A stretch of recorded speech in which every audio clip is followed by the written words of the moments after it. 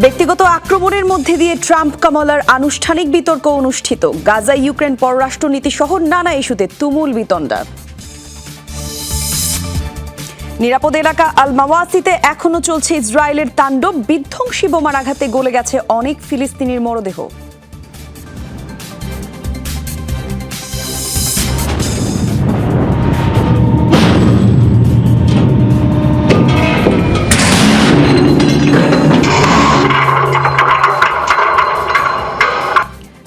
বছরের মধ্যে সবচেয়ে বড় সামরিক মহড়া রাশিয়ায়। 400 যুদ্ধজাহাজ, শতাধিক বিমান আর লক্ষাধিক সেনার যোগদান। অংশ নিয়েছে চীনও।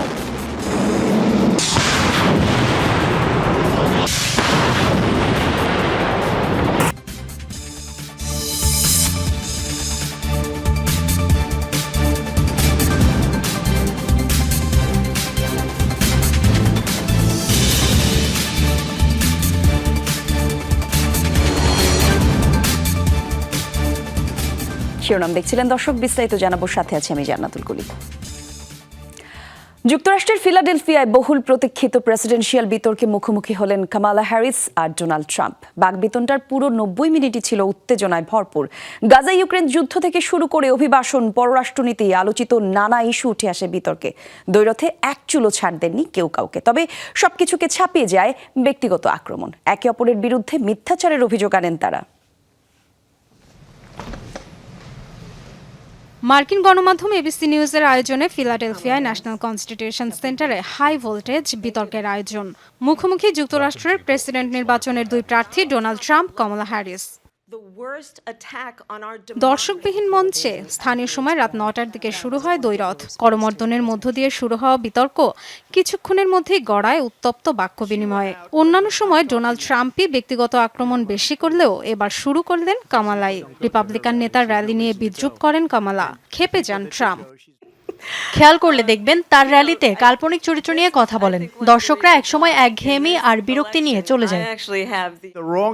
মানুষ তার র্যালিতে যায় না, যাওয়ার কারণও নেই। যারা যান তারা দাঁড়িয়ে থাকার বিনিময়ে অর্থ পান। আমার র্যালি ছেড়ে কেউ যায় না, বরং আমরাই ইতিহাসের সবচেয়ে বড় বড় র্যালিগুলো আয়োজন করেছি।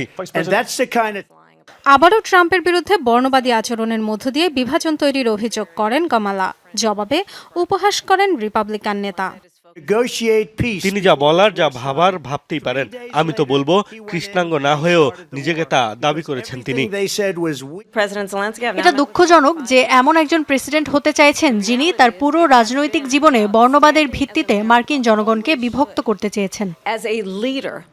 ইউক্রেন যুদ্ধ নিয়ে রীতিমতো নিজেদের মধ্যেই যুদ্ধ বাঁধিয়ে ফেলেন দুজন।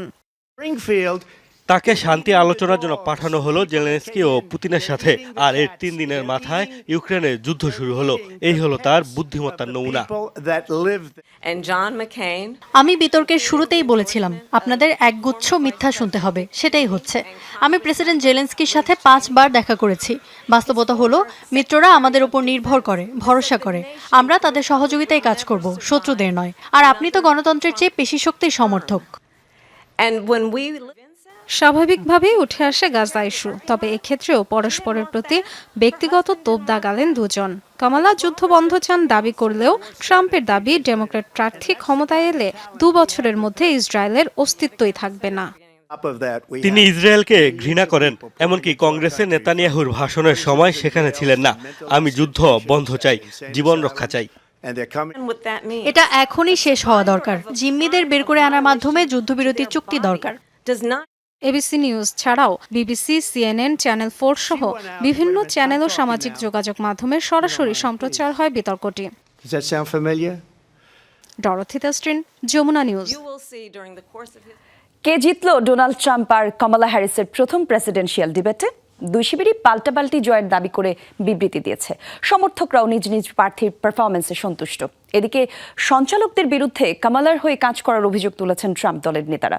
আর ডেমোক্রেটদের দাবি, পুরো বিতর্কে অসংলগ্ন কথাবার্তা বলেছেন ডোনাল্ড ট্রাম্প। টেলিভিশন বিতর্কেই প্রতিদ্বন্দ্বী ডোনাল্ড ট্রাম্পের কাছে ধরাশায়ী হওয়ার পর প্রেসিডেন্টের লড়াই থেকে সরে দাঁড়িয়েছিলেন পূর্বসূরি জো বাইডেন। সেই চাপ মাথায় নিয়েই মঙ্গলবার স্থানীয় সময় রাতে রিপাবলিকান প্রার্থীর মুখোমুখি হন কামালা হ্যারিস। অবশ্য ভালোভাবে চাপ সামলে নিয়েছেন কমালা। 90 মিনিটে ভালোই টেক্কা দিয়েছেন ডোনাল্ড ট্রাম্পকে। বিতর্কে কে জিতেছেন সেই প্রশ্নে অবশ্য উভয় প্রার্থীর সমর্থকরাই নিজেদের পক্ষে সাফাই গেছেন। যারা কমালা হ্যারিস ও জো বাইডেনকে সমর্থন করে তারা আসলে জানেই না দেশ এবং দেশের বাইরে কি ঘটছে। এটাই সমস্যা। যারা দেশপ্রেমিক তারা অবশ্যই ট্রাম্পকে ভোট দেবেন। সাবেক প্রেসিডেন্টের ভুল চিন্তাভাবনাই কমলার প্রতি আমার সমর্থন বাড়ানোর জন্য যথেষ্ট। কমলার বিভিন্ন নীতি এবং সেগুলো উপস্থাপনের প্রক্রিয়া বেশ স্পষ্ট। কমলা নির্বাচনী প্রচার শিবিরেরই মধ্যে নিজ প্রার্থীর জয় দাবি করে বিবৃতি দিয়েছে। তাদের বক্তব্য, ডোনাল্ড ট্রাম্প ছিলেন অসংলগ্ন, বলেছেন একের পর এক মিথ্যা। অন্যদিকে ট্রাম্প শিবিরের পাল্টা দাবি, তাদের প্রার্থীর নিপুণ দক্ষতার সঙ্গেই প্রতিদ্বন্দ্বীর সাথে বিতর্ক করেছেন, তুলেছেন সঞ্চালকদের বিরুদ্ধে পক্ষপাতিত্বের অভিযোগও। কমলার বক্তব্যে কোনো বাস্তবতা ছিল না। তার কথাগুলো শুনুন, মনে হবে বর্তমানে তিনি ভাইস প্রেসিডেন্টই নন, অথচ তিনি 3.5 বছর ধরে এই পদে আছেন। যেসব নীতি নিয়ে কথা উঠছে সেগুলো তার সময়েই প্রণয়ন করা হয়েছে। এটি স্পষ্ট যে কমলা হ্যারিস আজ খুবই চটপটে ছিলেন। তিনি ডোনাল্ড ট্রাম্পের কথা শুনেছেন এবং পরে আগ্রাসী জবাবও দিয়েছেন। তবে এই দুজনের মধ্যে আরেকটা বিতর্ক হওয়া প্রয়োজন। বিশ্লেষকরা অবশ্য বলছেন, বিতর্কে কয়েকটি ইস্যুতে দুজনই হতাশ করেছেন। মিথ্যা তথ্যোপাত্ত দেওয়ার অভিযোগ উঠেছে কমলা ও ট্রাম্পের বিরুদ্ধে। মোস্তফা মাহমুদ, যমুনা নিউজ। গাজা ইসরায়েলের অভিযান শেষের পথে এবার উত্তর লেবাননে সীমান্তের দিকে মনোনিবেশ করবে তেল আবিব। আবারও এই কথা বললেন দেশটির প্রতিরক্ষা মন্ত্রী ইয়ভ গ্যালান্ত। মঙ্গলবার লেবানন সীমান্তে সেনাঘাঁটি পরিদর্শনকালে তিনি এসব কথা বলেন। জানান, এখন লেবাননের দিকে নজর দিচ্ছে ইসরায়েল। ধীরে ধীরে সেদিকে বাড়বে অভিযানের তীব্রতা। তবে গাজায় অভিযানের শেষের কথা বললেও এখনও লক্ষ্য অর্জিত হয়নি বলেও জানান তিনি। গেল কয়েক সপ্তাহ ধরে ইসরায়েলি কর্মকর্তা গাজায় অভিযান শেষের দিকে বললেও এর প্রমাণ মিলছে না উপত্যকায়, বরং প্রতিদিনই তীব্র হচ্ছে আগ্রাসনের মাত্রা।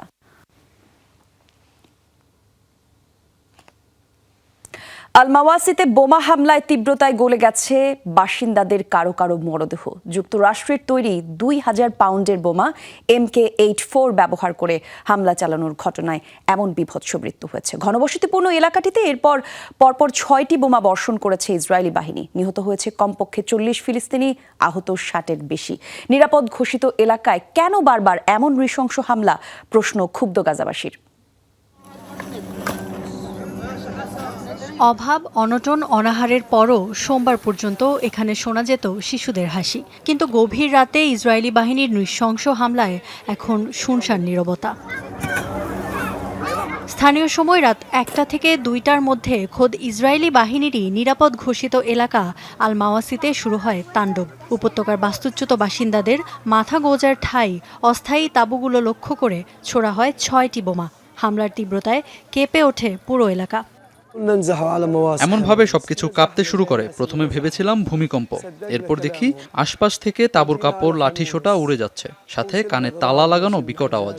বুঝতে বাকি থাকলো না আবারও হামলা চালাচ্ছে ইসরায়েলিরা। আন্তর্জাতিক গণমাধ্যমগুলোর তথ্যানুসারে যুক্তরাষ্ট্রের তৈরি MK-84 বোমার ব্যবহার করেছে ইসরায়েল। 2000 পাউন্ডের এই বোমার বিস্ফোরণে মাওয়াসির প্রায় 15 মিটার এলাকায় তৈরি হয়েছে বিশাল গর্ত। এলাকাটিতে ছিল কমপক্ষে 60টি তাঁবু, যেগুলোর বেশিরভাগই গাদাগাদি করে বাস করছিল বহু পরিবার। ফলে হতাহতও হয়েছে অনেক। ভয়ঙ্কর এই বোমার শার্পনেলের আঘাতে ক্ষত বিক্ষত হয়েছে হতাহতদের শরীর, এমনকি গলেও গেছে অনেকের মরদেহ। নিরাপদ ঘোষিত এলাকায় কেন একাধিকবার এত ভয়ঙ্কর হামলা, প্রশ্ন ক্ষুব্ধ গাজাবাসীর। একবার নয়, বারবার ওরা আমাদেরকে বলেছে যে আল মাওয়াসি নিরাপদ এলাকা, আর তারপর এখানে ভয়ঙ্কর সব হামলা চালানো হয়। এত জঘন্য অপরাধ কেন করছে ওরা? শিশু, বৃদ্ধদের নিয়ে এ কেমন আতঙ্কের জীবন আমাদের। মঙ্গলবারও রাতভর চালানো হয়েছে হামলা। আল মাওয়াসির পাশাপাশি এবার হামলা টার্গেট নুসাইরাত শরণার্থী শিবির। প্রায় 11 মাস ধরে চলা আগ্রাসনে প্রতিদিনই বড় হচ্ছে মৃত্যুর মিছিল। আল মাওয়াসিতে হামলার পর উপত্যকায় প্রাণহানি ছাড়িয়েছে 41,000, আহতের সংখ্যা 95,000 ছুঁই ছুঁই। ইফাতারা খন্দকার, যমুনা নিউজ। জিম্মিদের ফিরিয়ে দিলে হামাস প্রধান ইয়াহিয়া সিনাওয়ার ও তার পরিবারকে নিরাপদে সুরক্ষিত স্থানে সরে যেতে দেবে ইসরায়েল। ব্লুমবার্গ নিউজকে দেয়া এক সাক্ষাৎকারে এই কথা বলেন ইসরায়েলের জিম্মি বিষয়ক দূত গাল হেরেস্ক। বলেন, যে কোনো মূল্যে তারা জীবিত ফিরিয়ে আনতে চান জিম্মিদের। তার বিনিময়ে সিনাওয়ারকে পুরোপুরি সেফ এক্সিট দিতে কোনো আপত্তি নেই ইসরায়েলের। নিজেদের সাথে পরিবারের বাইরে যে কাউকে নিয়ে যেতে পারবেন সিনাওয়ার, এমনটাও বলেন গাল। এ সময় গাজা পরিস্থিতি নিয়ে কথা বলেন তিনি। জানান, গাজায় নিরস্ত্রকরণ এবং উগ্রবাদের নিরসন চায় ইসরায়েল, সেই লক্ষ্যেই কাজ করছে কর্তৃপক্ষ, এমনটাও দাবি করেন তিনি। ইরানের কাছ থেকে স্বল্প পাল্লার ক্ষেপণাস্ত্র পেয়েছে রাশিয়া, এবার এমন দাবি করেছে যুক্তরাষ্ট্র। পেন্টাগন বলছে তেহরানের দেয়া মিসাইল ব্যবহারে প্রশিক্ষণও পেয়েছে কয়েকটি রুশ ইউনিট। এ ঘটনায় ইরানের উপর নতুন নিষেধাজ্ঞা আরোপের কথা জানিয়েছে পশ্চিমারা। এসব ক্ষেপণাস্ত্র ইউক্রেনের বিরুদ্ধে যুদ্ধে ব্যবহৃত হলে তেহরানের সাথে সম্পর্ক ছেদের হুঁশিয়ারি দিয়েছে কিয়েভ। ইরান রাশিয়াকে স্বল্প পাল্লার ক্ষেপণাস্ত্র দিয়েছে। মার্কিন গণমাধ্যমে এমন তথ্য প্রচারের পরই শুরু হয় তোলপাড়। এ খবরের পক্ষে প্রমাণ রয়েছে বলে দাবি করেছে ইউরোপীয় ইউনিয়নও। এবার একই সুরে কথা বলল যুক্তরাষ্ট্র। পেন্টাগন মুখপাত্র জেনারেল প্যাট্রিক রাইডার জানান, রাশিয়াকে স্বল্পপাল্লার ব্যালিস্টিক মিসাইল ফাত 360 দিয়েছে রাশিয়া। বলেন, কয়েক সপ্তাহের মধ্যেই ইউক্রেনের বিরুদ্ধে ব্যবহার হতে পারে অস্ত্রগুলো। ইরানের মিসাইল ব্যবহারে প্রশিক্ষণও পেয়েছে রুশ সামরিক বাহিনী, এমন দাবিও করেন।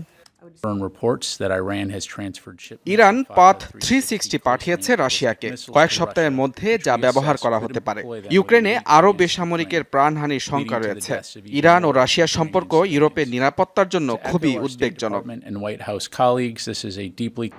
এমন খবরের জেরে ইরানের ওপর নতুন নিষেধাজ্ঞা আরোপের হুঁশিয়ারি দিয়েছে মিত্র যুক্তরাষ্ট্র সহ পশ্চিমারা। তেহরানের সাথে সম্পর্কচ্ছেদের হুমকি দিয়েছে কিয়েভ। মস্কোকে সহায়তাকারীদের বিরুদ্ধে বিশ্বকে এক হওয়ার আহ্বান জানান প্রেসিডেন্ট জেলেনস্কি। যারা এখনো কোনোভাবে পুতিনকে সাহায্য করতে চান তাদের প্রতি বলতে চাই, নিজেদের জনগণকে রক্ষায় সবকিছু করব।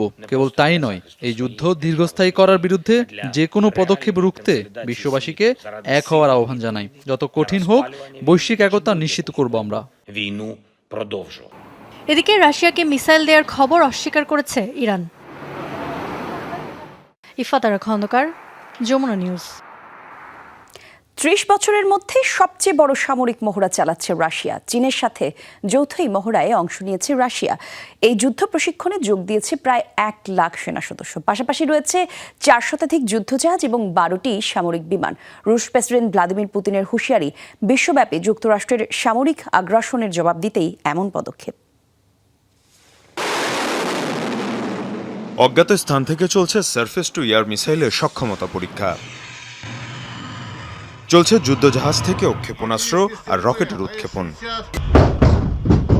মঙ্গলবার থেকে শুরু হয়েছে মহড়া ওশেন 24। সোভিয়েত শাসনামলের পর এটি সবচেয়ে বড় সামরিক মহড়ার আয়োজন রাশিয়ার। চলবে 16 তারিখ পর্যন্ত। প্রশান্ত আর্কটিক মহাসাগরের পাশাপাশি ভূমধ্যসাগর, কাস্পিয়ান ও বাল্টিক সাগরেও একযোগে চলবে যুদ্ধ প্রশিক্ষণ। মহড়ায় যোগ দিয়েছে চীন। প্রশিক্ষণে অংশ নিয়েছে 400-র বেশি যুদ্ধজাহাজ এবং সাবমেরিন।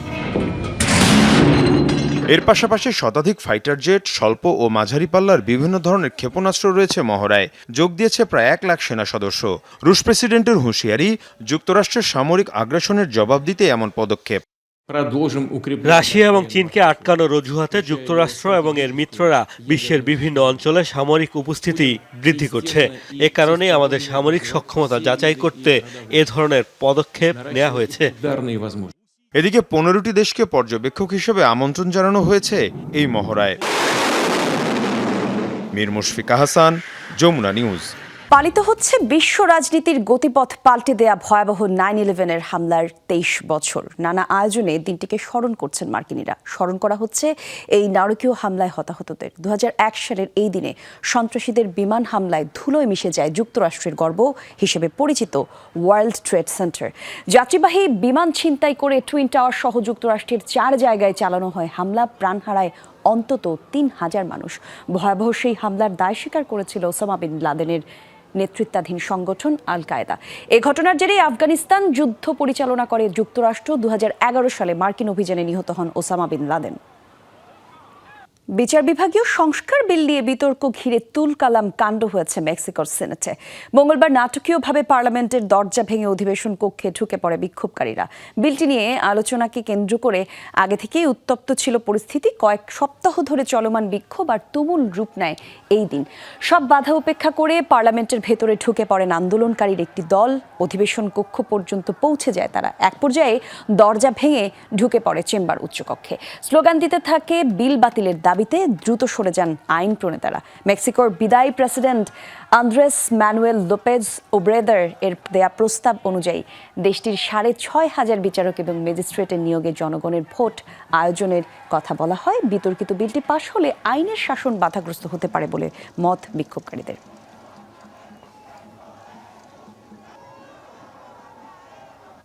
পাকিস্তানের সাবেক প্রধানমন্ত্রী ইমরান খানের দল পিটিআইয়ের বেশ কয়েকজন এমপিকে গ্রেফতার করেছে পুলিশ। মঙ্গলবার রাতভর অভিযান চালিয়ে তাদের গ্রেফতার করা হয়। রাজধানীর ইসলামাবাদে ইমরান খানের মুক্তির দাবিতে বিক্ষোভ সমাবেশ অনুষ্ঠিত হওয়ার পর এই ধরপাকড় চালায় নিরাপত্তা বাহিনী। নেতাদের গ্রেফতারের প্রতিবাদে কোর্ট প্রাঙ্গণে কিয়েভ বিক্ষোভ করেছে পিটিআইয়ের সমর্থকরা। এদিকে পুলিশ 4 জনকে গ্রেফতারের কথা স্বীকার করলেও দলটির দাবি অন্তত 1 ডজন পার্লামেন্ট সদস্যকে তুলে নিয়ে যাওয়া হয়েছে। এর মধ্যে দলের চেয়ারম্যান গহর খানকেও আটকের পর ছেড়েও দেওয়া হয়েছে। দর্শক, এই ছিল যমুনা আইডিসকে এতক্ষণ সাথে থাকার জন্য ধন্যবাদ।